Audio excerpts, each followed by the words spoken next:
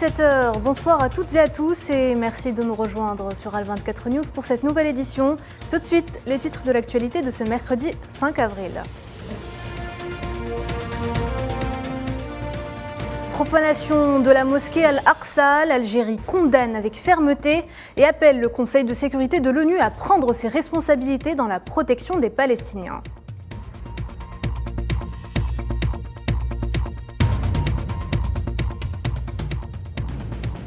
La Ligue arabe réagit et tient une réunion d'urgence après la prise d'assaut sioniste dans la mosquée Al-Aqsa.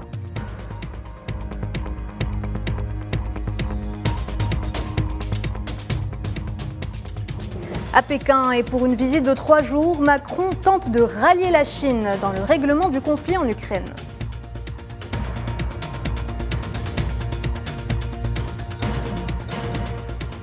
Dans un souci d'accélérer le processus électoral en Libye, Abdoulaye Bathily rencontre Haftar et Aguila Salah pour des consultations.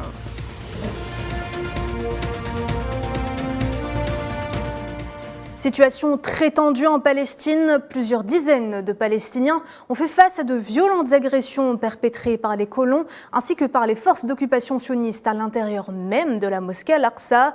Les images parlent d'elles-mêmes. On y voit des soldats sionistes qui n'hésitent pas à faire usage de la violence pour chasser les fidèles de la Sainte Mosquée. Naïla Hamouda. Des tirs de mortier d'artifice à l'intérieur d'un des lieux de culte le plus symbolique du monde musulman. La mosquée Al-Aqsa a été de nouveau le théâtre d'incursions des forces sionistes. Ils étaient plus de 400 fidèles palestiniens à être violemment agressés à coups de bombes lacrymogènes et de matraques pendant l'accomplissement de leurs prières. Des affrontements très violents, comme en témoigne cette vidéo largement partagée sur les réseaux sociaux, qui montre des policiers sionistes pénétrant l'intérieur de la mosquée dans une violation inédite de la sacralité des lieux, frappant les fidèles palestiniens avec leurs armes. Les policiers nous ont attaqués à l'intérieur de la mosquée. Tous les jeunes à l'intérieur souffrent. Personne ne les aide. Qu'attendez-vous? Ils ont attaqué tout le monde. Les fenêtres de la mosquée sont toutes brisées.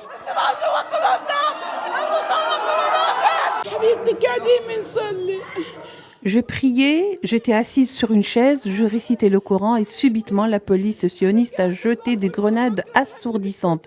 L'une d'elles m'a touchée à la poitrine. Ma famille va me voir en cet état, ils se sentiront très mal. Ces attaques scandaleuses et brutales de la horde sauvage-sioniste surviennent en plein mois sacré de Ramadan, pendant que des centaines de Palestiniens tenaient des veillées de prière du Ramadan toute la nuit dans l'enceinte sacrée musulmane, alors que les sionistes s'apprêtent à célébrer ce soir la fête de la Pâque. Le mouvement Fatah appelle les partisans à se mobiliser pour défendre le lieu saint. Le mouvement Hamas, de son côté, dénonce un crime sans précédent. Al-Aqsa, c'est une cible quotidienne des raids de la police sioniste et des groupes extrémistes qui souhaitent reconstruire un temple à sa place. Netanyahou et sa sinistre coalition veulent faire d'Al-Aqsa un lieu de terreur et une poudrière où le moindre incident peut dégénérer en une nouvelle intifada.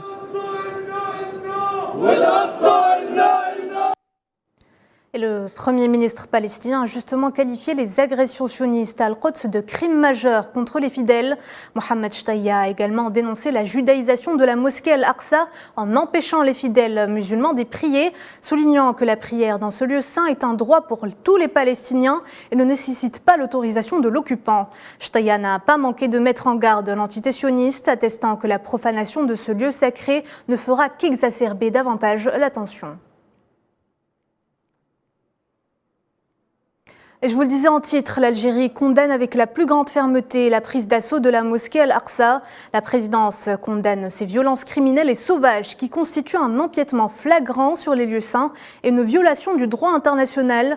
L'Algérie appelle la communauté internationale, en particulier le Conseil de sécurité, à prendre ses responsabilités pour mettre un terme à ces pratiques criminelles qui constituent une recrudescence dangereuse et une provocation des sentiments des musulmans en ce mois sacré du Ramadan, réaffirmant ainsi à nouveau sa position constante dans le soutien de la juste cause palestinienne et le droit des Palestiniens dans l'établissement de leur propre État avec Al-Quds comme capitale. Suite à cette escalade, le Conseil de la Ligue des États arabes tient une réunion d'urgence au niveau de ses délégués permanents présidés par l'Égypte. Les agressions des Palestiniens et la détérioration de la situation dans la ville d'Al-Quds seront sur la table des discussions. Un peu plus tôt dans la journée, le secrétaire général de la Ligue des États arabes, Ahmed Aboulghait, a fermement condamné l'assaut mené par les forces de l'occupation sioniste contre Al-Aqsa, appelant la communauté internationale, les pays membres du Conseil de sécurité de l'ONU en particulier, à agir immédiatement pour mettre un terme aux violences.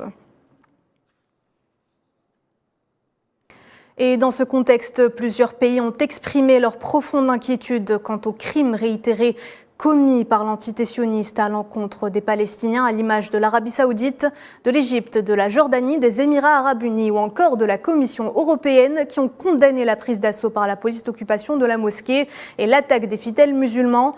Les pays en question ont déclaré suivre l'évolution de la situation avec inquiétude, estimant que ces pratiques sapent les efforts de paix et sont contraires aux principes et normes internationales qui appellent au respect des saintetés religieuses. Le ministère qatari des Affaires étrangères a lui aussi fortement condamné la prise d'assaut à Al-Aqsa et met en garde contre toute modification du statut historique et juridique de la mosquée, de la ville d'Al-Quds et de ses sites sacrés. La diplomatie qatari tient dans un communiqué de presse les autorités d'occupation pour seuls responsables des violences et des violations quotidiennes des droits légitimes du peuple palestinien. D'ailleurs, le chef de la diplomatie turque a également condamné la prise d'assaut, qualifiant ces attaques d'inacceptables, surtout durant le mois sacré. Mevlut Cavusoglu appelle le gouvernement sioniste à cesser immédiatement toutes les provocations, actions et attaques qui pourraient conduire à une nouvelle escalade de tensions dans la région. On l'écoute. En ce mois sacré du Ramadan, Israël a violé le caractère sacré d'Al-Haram al-Sharif. Ils ont atteint son statu quo historique. Il n'est pas possible d'accepter cela. Nous le condamnons fermement. Le racisme et l'islamophobie qui ont commencé en Europe continuent d'augmenter, surtout en Israël. Nous les avons prévenus pour que ce genre de provocation ne se produise pas, surtout pendant le Ramadan. Gaza est aussi à son tour victime de la violence et de la répression sioniste. Les forces de l'occupation ont bombardé à coups de frappes aériennes et de tirs de mortier ce mercredi à l'aube plusieurs sites de la ville. D'énormes explosions ont retenti à la suite des bombardements. Ces derniers ont endommagé les maisons et les biens des Palestiniens.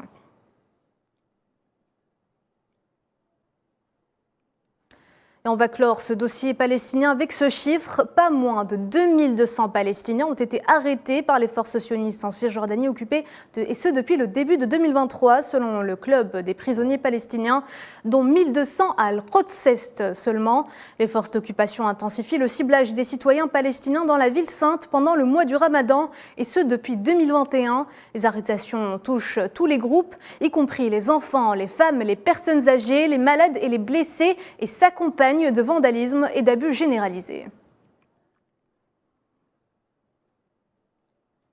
Seul dans le box des accusés, l'ancien président américain Donald Trump a plaidé non coupable lors de sa première comparution devant une instance judiciaire à New York.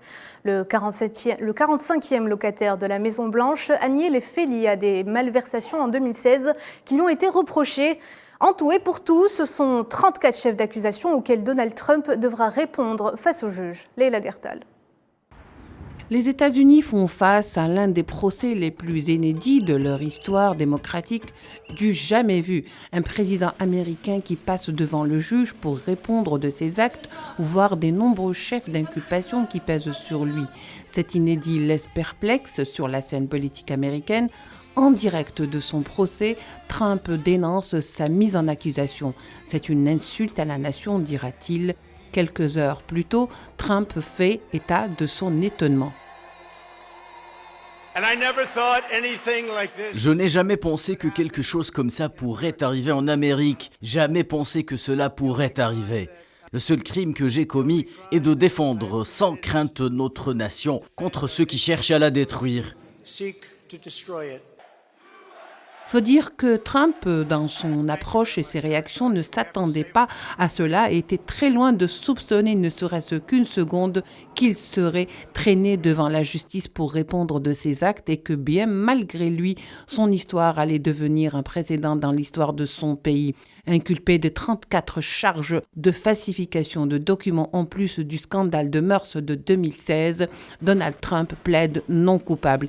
Et même si ses avocats estiment que le dossier de Trump est loin d'être blindé, il n'en demeure pas moins que Trump est rattrapé par son passé, lui qui se pensait inaccessible. Nous sommes une nation en déclin et maintenant ces fous de la gauche radicale veulent s'immiscer dans les élections en utilisant les forces de l'ordre. Nous ne pouvons pas laisser cela se produire. Ce procès s'offre comme une aubaine pour Biden et ses alliés, écartant ainsi un éventuel retour de Trump pour les prochaines élections, une première dans l'histoire des États-Unis et surtout un véritable coup de grâce pour Trump.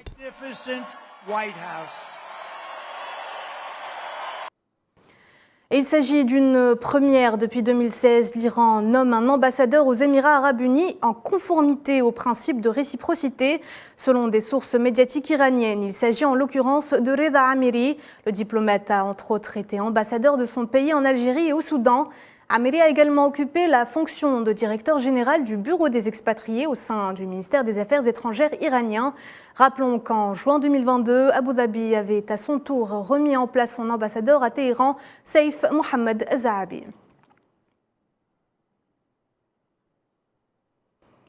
Et puis un mot sur la situation au Yémen également. Le Conseil de sécurité de l'ONU a réitéré mardi son soutien aux efforts qui vont dans le sens d'un cessez-le-feu. Les membres du Conseil de sécurité se sont également dits favorables à des pourparlers yéméno-yéménites inclusifs sous l'égide de l'envoyé spécial des Nations Unies, conformément aux décisions du Conseil en la matière. Emmanuel Macron a atterri à Pékin cet après-midi pour une visite d'État de 3 jours. Il va ainsi s'entretenir avec son homologue chinois. La guerre en Ukraine, sujet phare, sera au cœur des discussions. Paris souhaitant que Pékin pèse de son poids dans la résolution du conflit ukrainien. Safwan Ben Sabri. Emmanuel Macron s'est envolé vers l'est direction Pékin ce mercredi alors qu'il sera reçu par le président chinois Xi Jinping. Fort d'une délégation de plus de 80 personnes, la visite revêt une importance de taille pour Paris. À l'ordre du jour de la visite, un renforcement des partenariats commerciaux et économiques entre Pékin et Paris. Dans l'ensemble, la France est dans le rouge face à la Chine.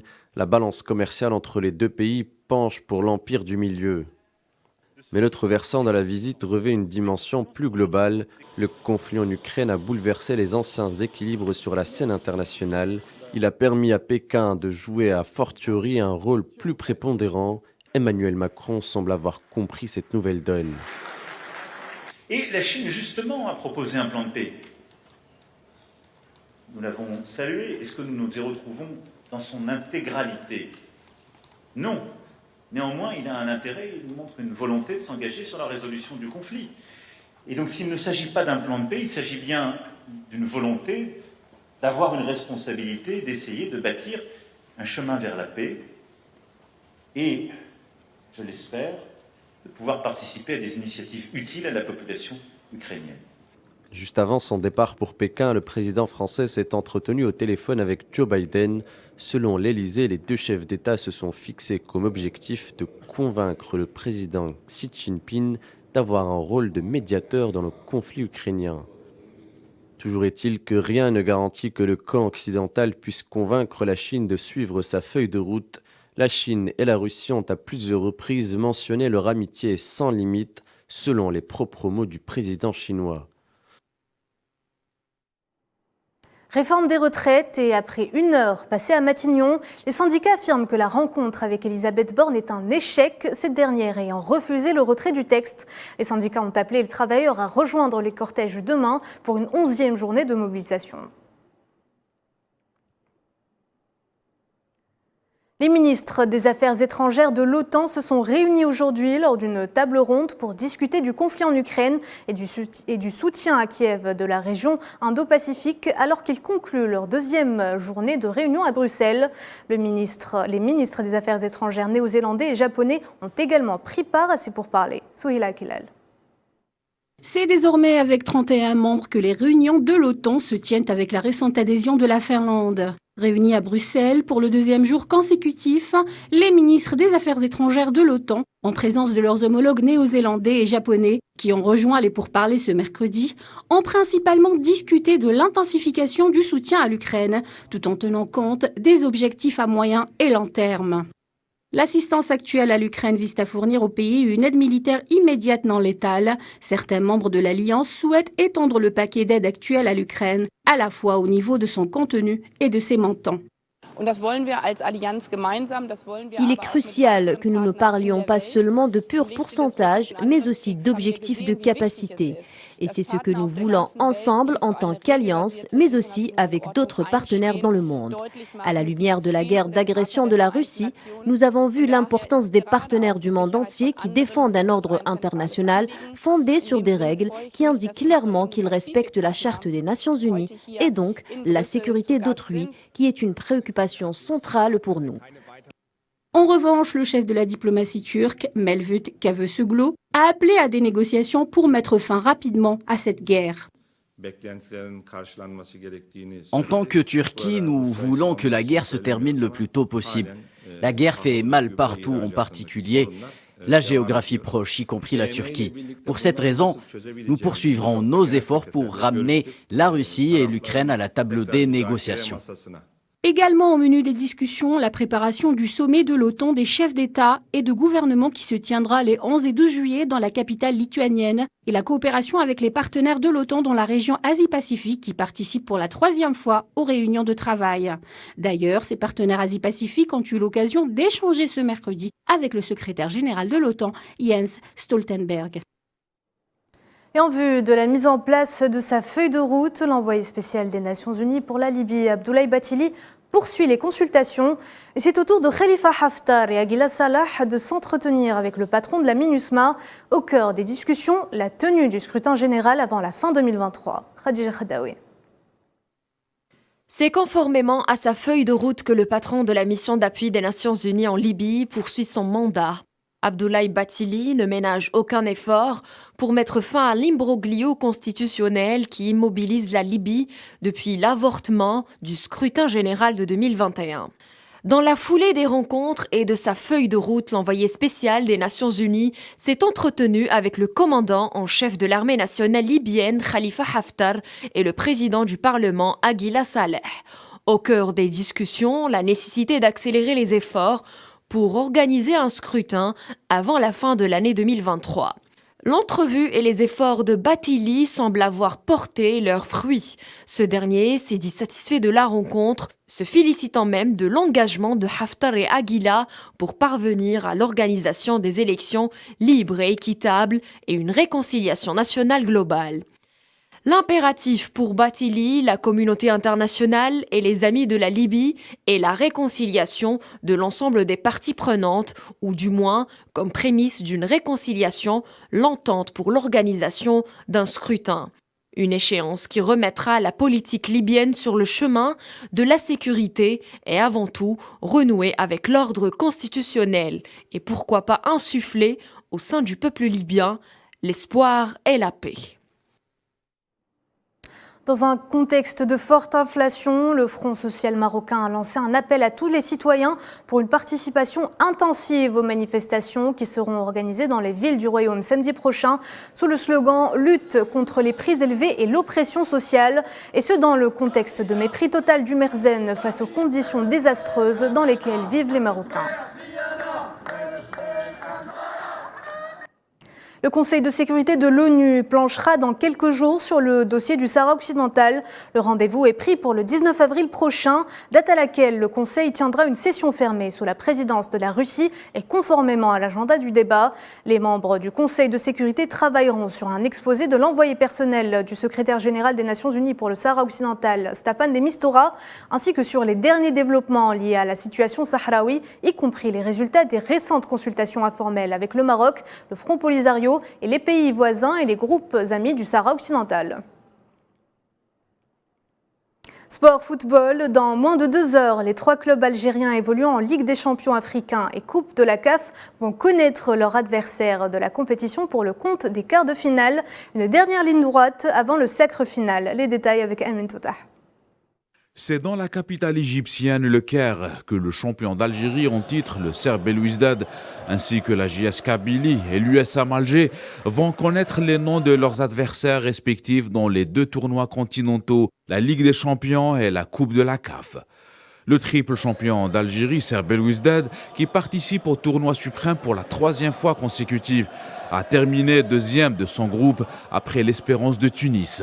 Les poulains de Nabil Kouki aspirent à une première étoile continentale au palmarès. La tâche sera néanmoins rude en présence des noms continentaux aguerris tels que le Sud-Africain Mamelodi Sundowns ou encore Ahli d'Égypte. Une compétition qui connaît le retour en force de la JS Kabylie après un remarquable parcours au premier tour. Les coéquipiers de Benzaïd ont fini la première phase avec 10 points et 3 victoires. Dans l'autre compétition, la Coupe de la CAF, l'unique représentant de l'Algérie, USM Alger, revient sur le devant de la scène continentale après avoir décroché son billet pour les quarts de finale au détriment de Ardar Libi. Des rouges et noirs qui renouent avec une compétition tant espérée par les supporters. C'est ainsi que les clubs algériens entameront la dernière ligne droite des 2 tournois, avec le souhait d'agrandir leur salle des trophées et ajouter une ligne à leur palmarès. C'est la fin de ce journal. Merci de l'avoir suivi. L'actualité continue sur Al24 News. À demain.